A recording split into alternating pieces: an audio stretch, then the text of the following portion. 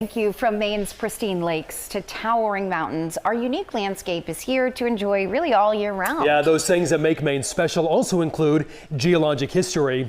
Meteorologist Victoria Wisniewski is taking us back in time to discover how one of our largest lakes came to be.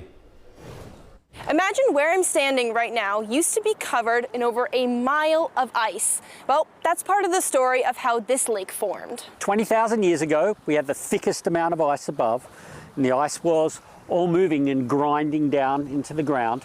Then that started melting about 18,000 years ago, and then by 11,000 years, the ice was gone and the lake was here. So water from the melting ice filled the basin to form the original lake, and now water from local rivers comes down and adds water into the lake every year. Sitting at over 300 feet at its deepest and almost 50 feet below current sea level, Sebago Lake is a representation of the power of nature, while being surrounded by other glacial lakes that tell a unique story to Maine's geologic history. If you look on a map, they're normally all long lakes, Pleasant Lake, Long Lake being two good examples, sort of parallel to each other, and all of the lakes in this area all have that same trend because the ice was all moving in the same direction.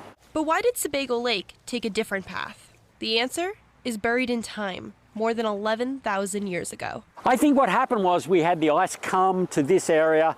The rocks in the area are a little softer than the surrounding rocks. Maybe there weren't big mountains here for it to grind through. So when the ice got here, it ground down a lot deeper than the surrounding lakes. So we ended up with this lake that is incredibly deep. The evidence for these formations are in plain sight, if you know where to look. We see reoccurring patterns in the landscape. We find large boulders that are out of place that have been brought in by the ice. So there's lots of evidence here. The sand and the gravels that we find here, that's all a remnant of what happened 13,000 years ago when the ice was really melting, and then we got to that 11,000 years and we see basically the landscape that we see today.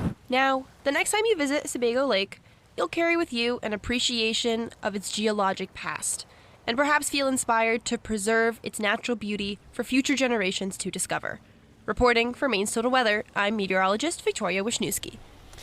Working